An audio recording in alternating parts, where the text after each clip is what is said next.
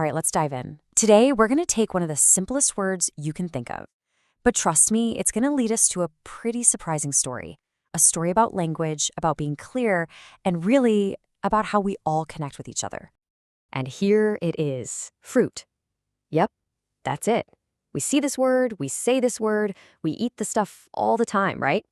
But what happens if we actually, look a little closer? What's really hiding inside a word that seems so simple? Okay, so if you look it up on the Simple English Wiktionary, here's what you get. The fruit is the part of a plant or tree that holds the seeds. It's usually sweet and good to eat. I mean, that's exactly what you'd think, right? Super clear, super direct, everybody gets it. So this is our baseline, our starting point. Okay, so anatomy of a definition, because believe it or not, that simple sentence is just the tip of the iceberg. We're going to actually pull it apart piece by piece and see just how much thought goes into building a definition like this. So first thing you see, pronunciation. Even before you get to the meaning, it tells you how to say the word.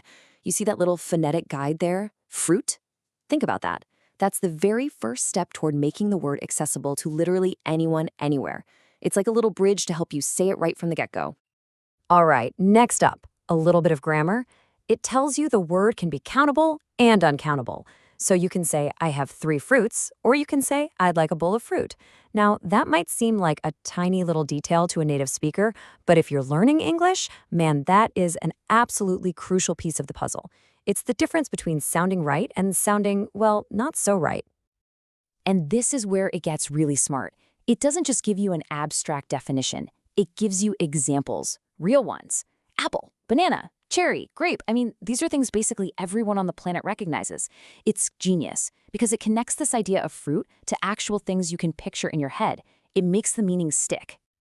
So, the goal of simple. All of this careful work, right? It kind of makes you wonder why. Why go to all this trouble for a simple word? Why does something like simple English even need to exist in the first place?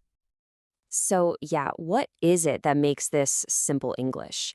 It's not just about using shorter words. There's a whole philosophy behind it, a really powerful goal driving this whole project. And really, it all boils down to this, clarity. The entire point is to make information accessible to everyone, everywhere. It's about tearing down those walls that jargon and complicated language build up. It's trying to create a common ground, a place where knowledge can be shared freely, no matter who you are or where you're from.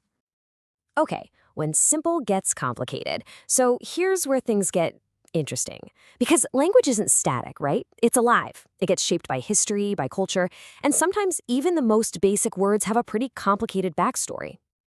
Which leads to the question, is any word really that simple? Because if we keep digging just a little bit further down in this very same entry, we find something that kind of challenges that whole idea of a simple, clean definition. And there it is. The entry also includes a second meaning. It's listed as informal and dated, and it's a historical slang term that was used as a slur. Now, the fact that this is included and how it's included is actually really, really important. See, this is what it's all about. Simple doesn't mean sanitized. It doesn't mean pretending the ugly, messy parts of language don't exist. It means looking right at that complexity, but doing it with clarity. So simple English doesn't hide this meaning. It faces it, it labels it, and it gives you the context you need to understand it. All right, let's talk about why simplicity matters. We need to zoom out for a second. Let's go beyond just this one word and look at the massive, incredible scale of this whole idea. Why is this mission so important? Okay, I want you to look at this number, 88. What on earth could 88 possibly have to do with the definition of the word fruit? Get this, that's the number of other languages that this one entry for fruit is connected to. 88 languages. That is a mind-boggling amount of work by people all over the world. We're talking Arabic, Vietnamese, Swahili, Welsh, all of them creating a path to understanding this one simple idea.